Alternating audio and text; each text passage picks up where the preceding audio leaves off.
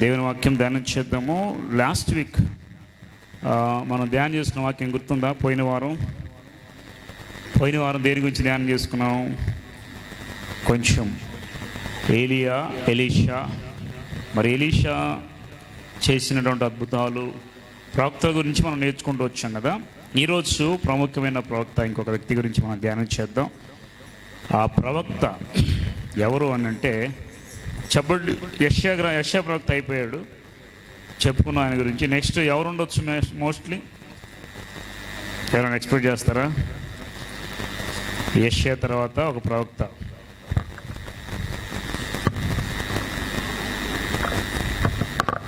మీకు ప్రవక్తలు ఉన్నారని బైబిల్లో తెలుసా మీకు? ఇర్మియా, పెద్ద ప్రవక్తలు, వీళ్ళందరూ కూడా అంటే ఎక్కువ కాలము పరిచయం చేసినటువంటి వాళ్ళు. కొద్ది సమయము దేవుని వాక్యం ధ్యానం చేద్దాం. ఓకే, ఈ ఇర్మియా ప్రవక్త గురించి మనం ధ్యానం చేస్తే, యెషయాని ఎలా చంపేశారు మీకు గుర్తుందా?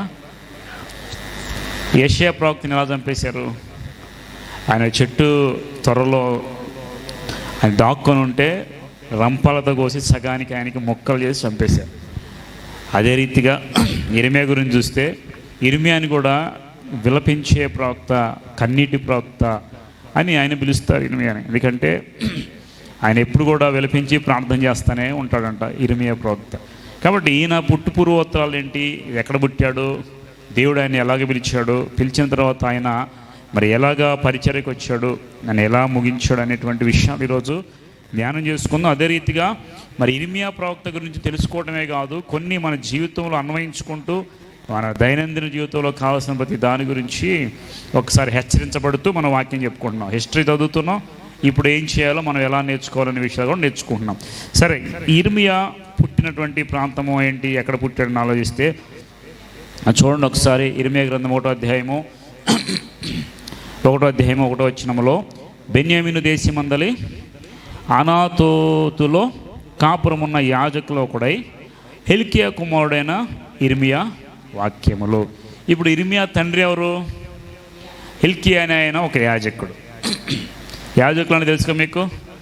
దేవుని యొక్క మందిరంలో పరిచర్య చేస్తూ లేవీల వంశంలో ఉన్నటువంటి ఒక వ్యక్తి హిల్కియా. ఈయన ఒక యాజకుడు. ఆయన దేశం ఏంటి? బెన్యామీను దేశంలో అనాతోతులో. బెన్యామీను దేశం అనేది ఉందా అక్కడ? ఇశ్రాయేలు దేశము, యోధా దేశం రెండుగా వచ్చినాయి కదా. ఉత్తర రాజ్యము, దక్షిణ రాజ్యం. ఇజ్రాయెల్ దేశంలోనే ఉత్తర సామ్రాజ్యం, దక్షిణ సామ్రాజ్యం ఉంది. ఈ బెన్యామీను గోత్రముల నుంచి వచ్చినటువంటి వాళ్ళందరూ ఒక చోట ఉన్నారు కాబట్టి ఈ బెన్యామీను ఆ దేశం అని అక్కడ రాయబడింది. దాదాపు ఇది ఎరుషలేములో 5 కిలోమీటర్ల దూరంలో ఉంటుందంట. ఎరుషలేము నుండి 5 కిలోమీటర్స్ దూరంకి వెళితే ఈ ప్రాంతం ఉంటుంది. ఇక్కడ కాపురం ఉన్న యాజకులలో ఒకడైన హిల్కియా కుమారుడైన ఇర్మియా వాక్యములు. దేవుడు ఏం చేశాడంటే ఇర్మియాని ఎప్పుడు ఏర్పాటు చేసుకోండి, ఎలా ఏర్పాటు చేసుకోండి. తర్వాత చూడండి, బైబిల్ 2వ వచనము, ఆమోను కుమారుడైన యోషియా యోధాకు రాజు అయి ఉండగా అతను ఏలుబడి 13వ సంవత్సరం యెహోవా ఇర్మియాకు 8 సంవత్సరాలకే రాజు అయ్యాడు. ఈయన ఇప్పుడు పేరు చదువుకున్నాం. ఆయన పేరేంటి? 8 ఏళ్లకే రాజు. పేరు చూడండి, యోషియా. యెషయానేమో ప్రవక్త, యోషియా అనేటువంటి ఆయన ఒక రాజు. ఈయన 8 సంవత్సరాలకే రాజు అయ్యాడు. తర్వాత ఈయనకి 13 సంవత్సరాలు వచ్చింది పరిపాలనలో. ఇక్కడ బైబిల్ కరెక్ట్గా చూడండి, మీకు అర్థమవుతుంది. ఆమోను కుమారుడైన యోషియా యోధాకి రాజు అయి ఉండగా అతని ఏలుబడి 13వ సంవత్సరం, అంటే 13 సంవత్సరాలు ఏలాడు. 13 + 8 ఎంత చెప్పండి? 13 + 8 ఎంత? 21. అంటే యోధారాజు అయిన యోషియా 21 సంవత్సరంలో, అంటే 8 ఏళ్లకే రాజు అయ్యాడు యోషియా. అప్పటికి హిల్కియా యాజకున్నాడు, ప్రవక్తలు వేరేగా ఉన్నారు. ఇర్మియా ఇంకా రాలేదు. 13 ఏళ్ళు పరిపాలన చేస్తా వచ్చాడు. 13 ఏళ్ళు. ఇప్పుడు ఆయన 13వ సంవత్సరం పరిపాలనలోనంట ఇర్మియాను దేవుడు ఏర్పాటు చేసుకున్నాడు. గుర్తుపెట్టుకోండి, ఏ రాజు కాలంలోనో ఏ రాజు ఉన్నాడు? ఇప్పుడు యోషియా రాజు ఉన్నాడు. ఆ రాజు పరిపాలన చేస్తున్న 13వ సంవత్సరంలో, అంటే ఆ ఇర్మియాకి దేవుని యొక్క వాక్యము ప్రత్యక్షమైంది. తర్వాత 3వ వచనం, మరి యోషియా కుమారుడుకు యెహోయాకీము యోధాకు రాజు అయ్యుండగాను, యోషియా కుమారుడు సిద్కియా యోధాకు రాజు అయ్యుండగాను, అతను ఏలుబడి 11 సంవత్సరం అంత వరకు అనగా ఆ సంవత్సరం 5వ నెలలో యెరూషలేము మొదలుకొని పోబడి వరకు ఆ వాక్కు ప్రత్యక్షము అంటే ఇర్మియాతో దేవుడు మాట్లాడిన మాటలు ఎంతవరకు ఉన్నాయంట? యోషియా కుమారుడు సిద్కియా కూడా యోధాకు రాజు అయ్యుండగా అది ఏలుబడి 11 సంవత్సరం అంతం వరకు అనగా ఆ సంవత్సరం 5వ నెలలో యెరూషలేము చెరకొని పోబడి వరకు ఆ వాక్ అంటే యెరూషలేము చెరకొని పోబడే వరకు కూడా ఈ ఇర్మియా ప్రవచనాలు చెప్తూనే ఉన్నాడు. సిద్కియాకి కళ్ళోడబిగా తెలుసు మీకు, సిద్కియా రాజుకి మనం చెప్పుకున్నాం చివరి రాజులు. తర్వాత ఇంకా చివరిలో ఏవే రాజులు ఉన్నారంటే అక్కడ యెహోయాకీము, యెహోయాకీను తెలుసు మీ అందరికీ, యెహోయాహాజు, వీళ్ళందరూ చివరి రాజ్యాల్లో ఉన్నారు. సిద్కియా అందరికన్నా చివరికి వచ్చాడు. ఆ టైం వరకు ఇర్మియా చెప్పిన ప్రవచనాలన్నీ కూడా నెరవేర్చబడతా ఉన్నాయి. ఏ రాజు దగ్గర నుండి అంటే యోషియా రాజు దగ్గర నుండి. 8 ఏళ్లకే రాజు అయినటువంటి ఆ రాజు ఎవరంటే యోషియా. ఆయన పరిపాలన 13 సంవత్సరం స్టార్ట్ అయింది. దేవుడు పిలవట ఇర్మియాని. ఆయన పుట్టింది ఎక్కడంటే అనాతోతులో కాపురం. యాజకులైనటువంటి ఆయన పేరేంటంట హిల్కియా కుమారుడు. ఇప్పుడు ఆయన పుట్టు పూర్వోత్తరాలు అంటే యెరూషలేముకు 5 కిలోమీటర్ల దూరంలో ఉన్నటువంటి ఇర్మియా అనే దేవుడు ఏం చేశాడంట? పిలుచుకున్నాడు. ఇదంతా దేవుని వాక్యాన్ని ప్రభావితం చేస్తూ దేవుడి మాటలు ఏదైతే ఇర్మియా చెప్పాడో ఆ మాటలన్నీ కూడా విన్నాడు రాజు. ఎవరు? యోషియా రాజు. ఇప్పుడు వినండి, ఆయనున్న కాలంలో యవనస్తులైనటువంటి ప్రవక్తలు చాలామంది, వాళ్ళు ఎవరు? యోషియాకైనా, దానియేలు ఒక అతను, సమూయేలు, ఇర్మియా, అందరూ యవన కాలంలో పిలువబడి యవన కాలంలో దేవుని కోసం నిలబడి పరిచర్య బాగా చేసినవాడు. వీళ్ళు వస్తున్నారంటేనే రాజులు గడగడలాడిపోయాడు. జాగ్రత్తగా వినండి, ఈ ప్రవక్తలు వస్తున్నారంటే, సమయంలో వస్తున్నారంటే సౌలుకి దడదడలాడేది. ఏమో వస్తున్నాడు, ఏం వాక్యం చేస్తాడో, ఏం చెప్పేవాడు, ఆయన చెప్పింది మనకి చెప్పగానే రాజ్యం మీదకి ఏం వస్తుందని భయపడిపోయేవాడు. ఎవరంటే ఈ సౌలు రాజు. అట్లాగే ఏ రాజు ఉన్నా కానీ ప్రవక్తలు వచ్చేటప్పుడు ప్రతి ఒక్కరు కూడా ఈ ప్రవక్తలకి భయపడతానే వచ్చారండి. తర్వాత 1వ దినవృత్తాంతాల గ్రంథం ఒకసారి చూడండి. సారీ 2వ దినవృత్తాంతాలు 34, 2వ దినవృత్తాంతాల గ్రంథము 34వ అధ్యాయము 14వ వచనం చూడండి ఒకసారి. 14వ వచనం.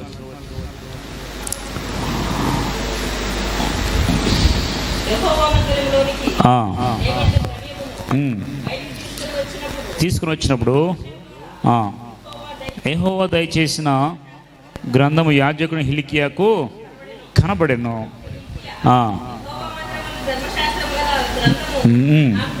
దొరికిన శాస్త్రీయ షాఫానుతో చెప్పి అప్పగించాను. తీసుకుని పోయి రాజు చెట్లను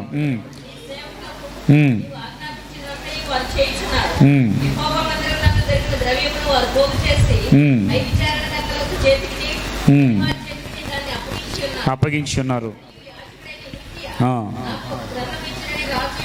మనవి చేసుకొని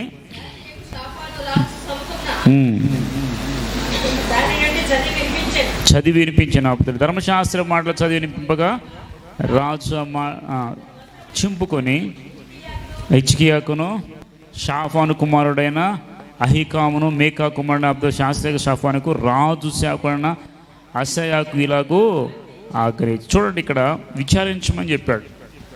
హిల్కియా ఉన్నప్పుడు, ఇప్పుడు మనం ఇర్మియా గ్రంథం సపరేట్ రాయబడింది కాబట్టి ఇర్మియాకి వెళ్ళాం. ఇప్పుడు హిల్కియా ఆయన తండ్రి కదా, ఆయన తండ్రి ఉన్న కాలంలో ధర్మశాస్త్ర గ్రంథం అంతా కూడా ఆయనకి కనబడిందంట దేవతా స్థలంలో, మందిరంలో. ఇప్పుడు యోషియా, ఏ రాజు? యోషియా ఉన్నాడు. యోషియా ఉన్న రాజుల్లో అప్పటికి ఇర్మియాతో దేవుడు ఇంకా మాట్లాడలేదు. మాట్లాడని సమయంలో వీళ్ళు ధర్మశాస్త్ర గ్రంథం అనేది మోషే రాసిన ధర్మశాస్త్రం మందిరంలో దొరికిందంట. ఇప్పుడు గుర్తుపెట్టుకోండి జాగ్రత్తగా, ఎవరి కాలంలో దొరికింది? యోషియా రాజు ఉన్నాడు. యోషియా ఎన్ని సంవత్సరాలకు రాజు అయ్యాడు? 8 ఏళ్ళకి రాజు అయ్యాడు. ఇర్మియా ఆయన 13 సంవత్సరాలు వెళ్ళే వరకు బయటికి రాలేదు. ఇప్పుడు యాజకుడు ఎవరున్నారు? హిల్కియా. ఈ హిల్కియా అనే ఆయనకి ఈ పేర్లు మీరు అంతా కన్ఫ్యూజ్ అవుతాను. జస్ట్ తెలుసుకోండి, మీ ఎగ్జామ్లో రాయడానికి ఏం గుర్తుపెట్టుకోవాల్సిన అవసరం లేదు. ఏ కాలంలో ఎవరున్నారు జస్ట్ తెలుసుకుంటే సరిపోతుంది.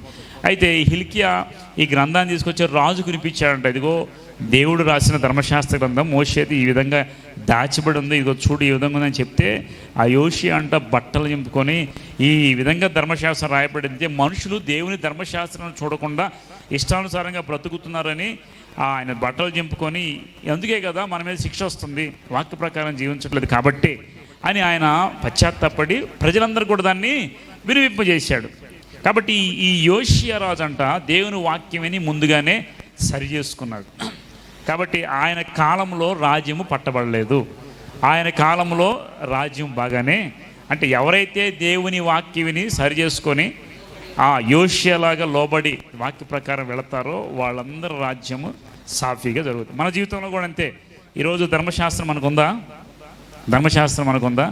లేదు. మనకి ఏం గ్రంథం ఇవ్వబడింది? పరిశుద్ధ గ్రంథం. ధర్మశాస్త్రం అంటే ఏముంటుందంటే వాళ్ళకి మోషే రాసిన 5 కాండాలు. ఏం కాండమో? ఆది కాండమో, నిర్గమకాండమో, లేవికాండమో, సంఖ్యాకాండమో, ద్వితీయోపదేశ కాండం. ఈ 5 కాండాలు వాళ్ళు ధర్మశాస్త్ర కాండాలు అంటారు. 5 గ్రంథాలను కలిపి ధర్మశాస్త్రము. దేవుడిచ్చిన మోషేకి ఇచ్చాడు దేవుడు పర్వతం, సీనాయి పర్వతం మీద. కాబట్టి ఇది చుట్టలు చుట్టి మందిరంలో దాచిపడి ఉంటే దీన్ని హిల్కీయా యాజకుడు చూసి తీసుకొచ్చి రాజు అయిన యోషియాకి వినిపిస్తే ఆయన విని బట్టలు చింపుకొని ప్రజలందరికీ దానిని వినిపింప చేయమని చాటింపు వేశాడంట ఈ రాజు. కాబట్టి ఈ యోషియా రాజు సరి చేసుకున్నటువంటి మంచి రాజు. ఇతని కాలంలోనే వాక్యం విని చాలామంది సరి చేయబడ్డారు. తర్వాత 34:27 కూడా ఒకసారి చూద్దాం చూడండి. 26 నుండి చూద్దాం. 34వ అధ్యాయం 2 దినవృత్తాంతాలు. మరి యెహోవా యొద్ద విచారించడానికి మిమ్మల్ని పంపిన యూదా రాజులకు మీరు ఈ మాట తెలియచెప్పుడి. ఎవరి మాటలు విని ఉన్న ఇశ్రాయేలు దేవుడైన యెహోవా సెలవిచ్చినది ఏమనగా, నీ మనస్సు మెత్తనదై ఈ స్థలం మీదనో దాని కాపురస్తుల మీద దేవుడు పలికిన మాట నీవు వినినప్పుడు నా సన్నిధిని నిన్ను నీవు తగ్గించుకొని నీ వస్త్రములు చింపుకొని నా సన్నిధిని కన్నీరు విడిచితే కనుక నేను నీ మనవి ఆలకించి తిని. వినండి జాగ్రత్తగా. దేవుడు మాట్లాడుతున్నాడు యోషియా రాజుతో. ఏమన్నాడు సార్? నా మాటలు విని నువ్వేం చేసుకున్నావంట? బట్టలు చింపుకొని సన్నిధిని కన్నీరు విడిచితే కనుక నీ మనవి. దేవుడు మనవి ఆలకించాలంటే ఏం చేయాలి? ఇప్పుడు బట్టలు చింపుకొని కన్నీరు గర్చాలా? బైబిల్లో ఉంది కదండి అని మీరు అనుకోకండి. ఆయన దేవుని మాటలు విని ఎందుకు బట్టలు చింపుకున్నాడంటే, దేవుని వాక్యం ఇలా సెలవిస్తుంటే చెప్పేవాళ్ళు ఎవరో లేక మనుషులు చెదిరిపోయి ఇష్టానుసారంగా బతుకుతున్నారే, ఇంత ఉందా మనకు తెలియదు అని అప్పుడు ఆయన కొత్తగా విన్నాడు కాబట్టి బట్టలు చెప్పుకున్నాడు. మీరు వాక్యం తెలుసు కదా, మీరు బట్టలు చెప్పుకోవాల్సిన అవసరం లేదు. ఏం చేయాలి? ఇప్పుడు తగ్గించుకొని కన్నీటితో ప్రార్థన చేయాలి. అలా ప్రార్థన చేసినప్పుడు దేవుడు ఏం చేస్తాడంట? మనవని ఆలకిస్తాడు. దేవుడు మనవని ఆలకించాలంటే తగ్గించుకొని కన్నీటి ప్రార్థన చేయాలి. హిజ్కియా రాజు ఉన్నాడు కదా, హిజ్కియా ఆయన కూడా ఏం చేశాడు? దేవుని వాక్యం విని దేవుని మాటలు విని దేవుని మాటల చొప్పున ఆయన సరి చేసుకున్నాడు. ఆయన సరి చేసుకొని ప్రభువా అని ప్రార్థన చేసి ఎప్పుడైతే తగ్గించుకుని ప్రార్థన చేశాడో అప్పుడు దేవుడు తన మనవి ఆలకించి 15 సంవత్సరాల ఆయుష్ ఇచ్చాడు. ఈరోజు యోషియా రాజు గురించి మనం చెప్పుకున్నాం. గుర్తుంది మీకు? యోషియా రాజు మెత్తని మనస్సు కలిగిన రాజు. గుర్తుందా లేదా? మెత్తని మనస్సు. ఏ రాజు అయితే కనికరంతో నింపబడతాడో రాజ్యం సరిగా ఉండదు. ఏ కుటుంబంలో మనుషులైతే మెత్తని మనస్సు కలిగి ఉంటారో వాళ్ళందరూ దేవుని మనస్సు కలిగిన వాళ్ళు. అందుకే దేవుని మనసు కలిగి ఉండండి అని వైపు చెబుతుంది. కఠినమైన హృదయం పెట్టుకోవద్దు దేనికి కూడా. దేవుని విషయాల్లో, మన ఎదుటివారి విషయంలో, కుటుంబ విషయాల్లో కఠినత్వము తీసివేసుకోవాలి. మెత్తని హృదయము. యేసుక్రీస్తు హృదయం ఎలాంటిది చెప్పండి మీరు? యేసుక్రీస్తు హృదయం ఎలాంటిది? నేనేమనుకుంటా అంటే ప్రార్థన చేసేటప్పుడు ఒక ఎమ్మెల్యే దగ్గరికి ఒక మంచివాడు అనుకోండి, మనం ఏమనుకుంటాం? ఒక చాలా మంచివాడు అండి, వెళ్తే మన మాట వాళ్ళకి తప్పనిసరిగా సహాయం చేస్తాను ముందే మనం ఎస్టిమేషన్ చేసుకుంటాం. మెత్తని మనసు కలిగిన మంచివాడు, అలాంటి వాళ్ళ దగ్గరికి వెళ్ళాలని మనసు వస్తుంది. అలాగే ఒక యేసుక్రీస్తు దగ్గరికి వ్యక్తి ఉన్నాడు అనుకోండి, యేసుక్రీస్తు మనకు తెలుసు, ఆయన ఒక వ్యక్తి ఉన్నాడు అనుకోండి, ఆయన దగ్గరికి వెళ్ళి మన ప్రాబ్లం చెప్పుకుంటే ఆయన ఎలా ఉంటాడు? ఎలా ఫీల్ అవుతాడు చెప్పండి? కఠినంగా ఉంటాడు ఆయన. దేవుని దగ్గరికి వెళితే మనం చెప్పుకుంటా, అవునా భయపడకు, ధైర్యంగా ఉండు, నేనున్నాను అని చెప్తా ఉంటే మనం ఊహించుకుంటే నా ఊహ చాలా గొప్పగా. అంటే మెత్తను మనస్సు కలిగిన వాడు మన దేవుడు. యోషియా కూడా మెత్తని మనసు కలిగిన వాడు, దేవునికి ఇష్టంగా బ్రతికినవాడు. మనం కూడా మన మనసు ఎలా ఉండాలంటే కఠినమైన హృదయము ఉండకూడదు, మెత్తని మనసు. బైబిల్ గ్రంథంలో ఉంది ఏదంటే సులభంగా లోబడే మనసు అంట. మెత్తని మనసు అంటే సులభంగా లోబడే మనసు. దేవుని జ్ఞానము పైనుండి వచ్చే జ్ఞానం అని బైబిల్లో ఉంటుంది. పైనుండి వచ్చే జ్ఞానం మొట్టమొదటి పవిత్రమైనది, ఆ తర్వాత దాని గురించి లక్షణాలను 7 లక్షణాలు రాయబడి అందులో సులభంగా లోబడే మనస్సు కలిగింది దేవుని యొక్క మనస్సు. కాబట్టి యోషియా రాజు విని సరి చేసుకున్నాడు కాబట్టి దేవుడు అతన్ని తప్పించి ఆ ప్రకారము నడిపించాడు. తర్వాత 31వ వచనం కూడా చూద్దాం ఒకసారి. తర్వాత 28 చూడండి.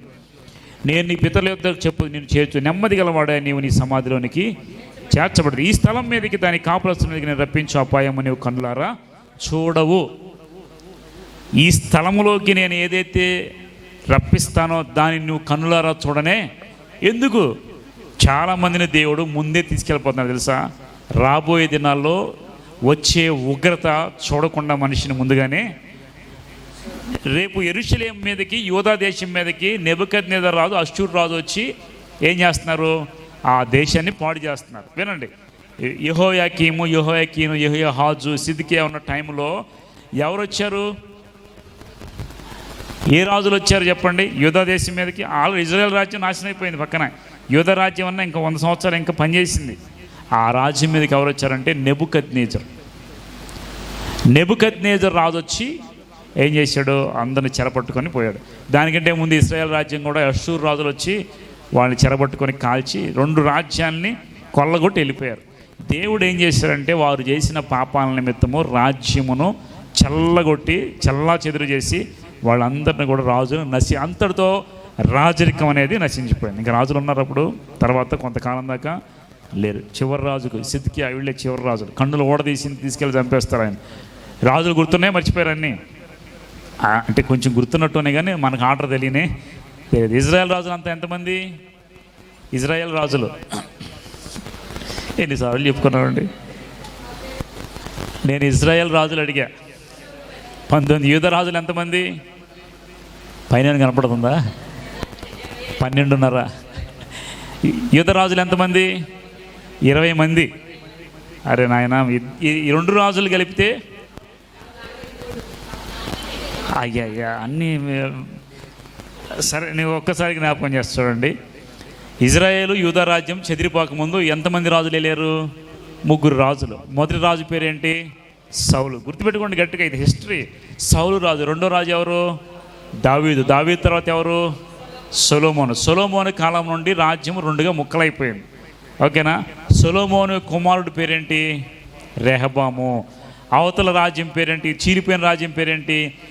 యెరోబాము. ఆ రాజ్యాన్ని ఉత్తర రాజ్యము, ఇది దక్షిణ రాజ్యం అంట. అది యూదా రాజ్యము, ఇశ్రాయేల్ రాజ్యం. అంటే యూదా రాజ్యము సౌలు, దావీదు, రెహబాము, తర్వాత ఆయన కుమారులందరూ వచ్చిన వాళ్ళందరూ కూడా యూదా రాజులు. యూదా రాజుల్లో దేవుని భక్తిగా అయిన వాళ్ళు రాజులు చాలామంది ఉన్నారు.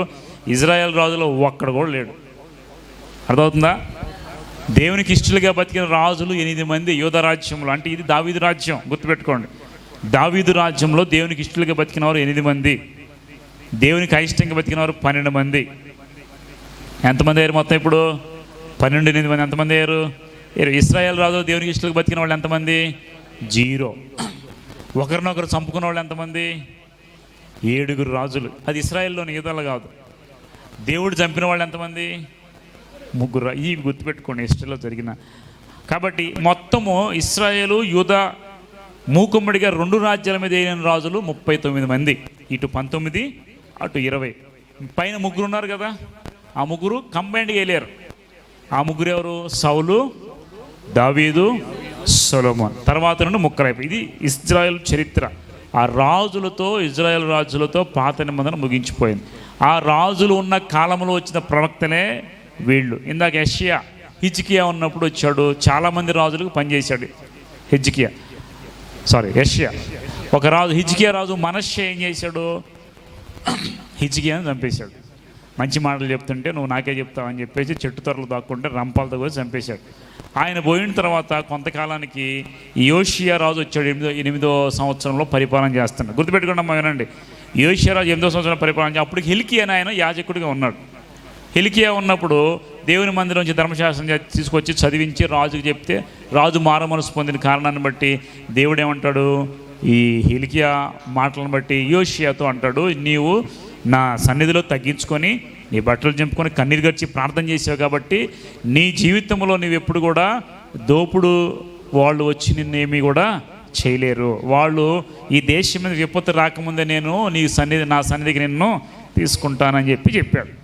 ఆయన 13వ సంవత్సరం ఏలిన తర్వాత అప్పుడు ఇర్మియాతో దేవుడు మాట్లాడతాడు. మీకు అర్థమైంది ఇప్పటివరకు? యేషయా తర్వాత ఇక ఇర్మియా ఇట్లా ఒక్కొక్కళ్ళు వచ్చారు. వీళ్ళంతా యూదా రాజ్యంలో ఉన్నటువంటి రాజులు. తర్వాత ఈయనని దేవుడు ఏం మాట్లాడు వీళ్ళతో ఏం చేశారంటే, నేను ఒక విషయం, ఇప్పుడు మీరు ఇర్మియా గ్రంథానికి వెళ్ళిపోండి. దానికంటే ముందు ఇంకేమైనా ఉందా ఇక్కడ దినవృత్తాంతాల గ్రంథంలో?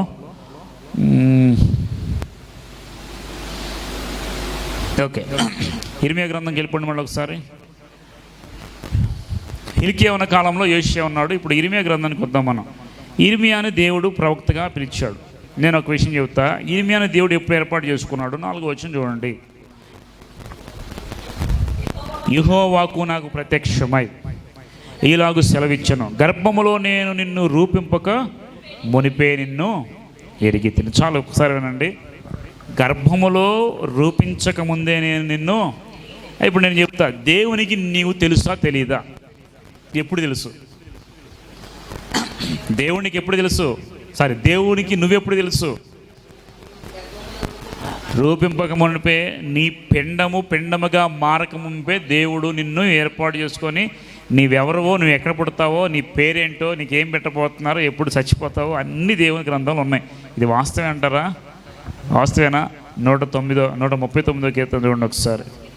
కీర్తనలు 139, 139వ కీర్తన బైబిల్ గ్రంథం చూడండి ఒకసారి. 139వ కీర్తనలో 15వ వచనం నుండి, నేను రహస్యమందు పుట్టిన నాడు, భూమి యొక్క అగాధ స్థలంలో విచిత్రంగా నిర్మించబడిన నాడు, నాకు కలిగిన ఎముకలు నీకు మరుగై ఉండలేదు అంటే. చూడండి, మీరు అనుకుంటున్నారు మీకు లోపల పిండం పడటం మీకు 3 నెలలు అయిన తర్వాత మీకు తెలుస్తుంది. అప్పటికే ప్రాణం పడిందా లేదా? అది ఎవరికి తెలుసు అంట? దేవునికి ఒక్కడికే తెలుసు. యాక్చువల్గా మీరు జరుపుకునే పుట్టినరోజులు డేట్ ఒకటి ఉంటుంది చూసారా, అది కరెక్ట్ కాదు. అంటే భూమి మీదకి వచ్చిందని పుట్టినట్టు అనుకున్నాం. ప్రాణం వచ్చిందే పుట్టింది. అది ఎప్పుడు వచ్చిందో ఎవరికి కూడా. అందుకే బైబిల్ గ్రంథంలో ఏం రాసి ఉంచంటే, రహస్యమందు పుట్టిన నాడు, భూమి యొక్క అగాధ స్థలం విచిత్రంగా, నాకు కలిగిన ఎముకలు నీకు. అంటే ఎముకలు ఒక్కొక్కటి పెరుగుతూ ఉంటే నీకు తెలియదు, తల్లికి తెలియదు, డాక్టర్ తెలియదు. కానీ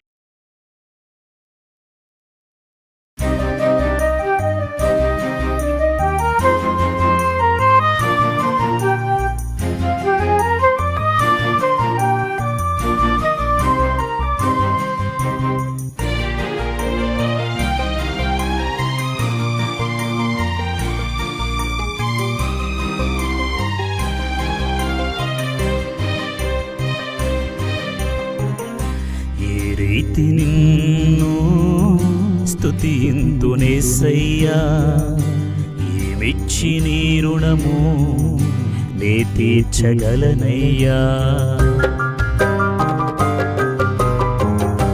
ఏ రీతి నిన్ను స్తుతింతునేసయ్యా, ఏమిచ్చి నీ రుణము నే తీర్చగలనయ్యా. నీవు చేసిన ప్రతి మేలుకై, నీవు చేసిన ప్రతి మేలుకై, నీవు చూపిన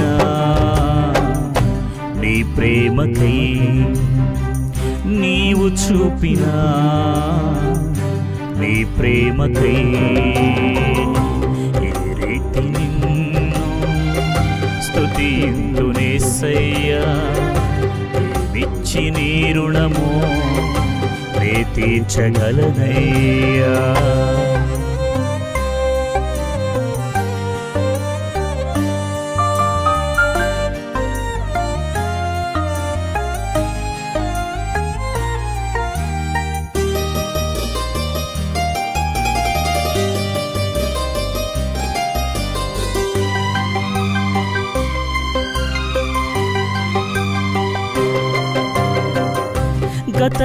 గతకాలమంతా నన్ను కాచినావే, నీ కృపతో నన్ను బ్రతికించినావే.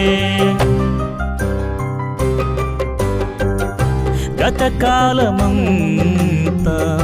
నన్ను కాచినావే, కృపతో నన్ను బ్రతికించినావే.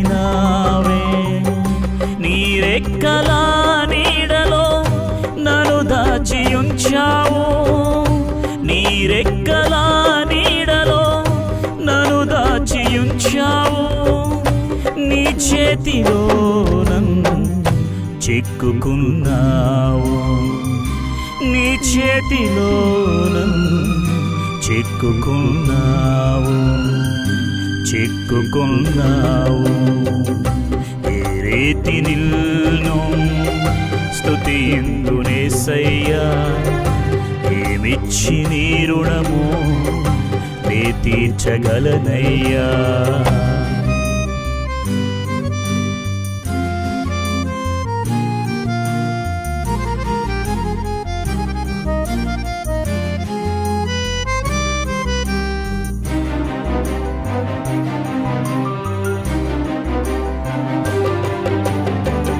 శృతి లేని నన్ను సరిచేసినావే. నా రోత బ్రతుకంతా నీవు మార్చినావే. శృతి లేని నన్ను సరిచేసినావే. నా రోత బ్రతుకంతా నీవు మార్చినావే. గతమంత మన్నించి నీ వారసుని చేసి.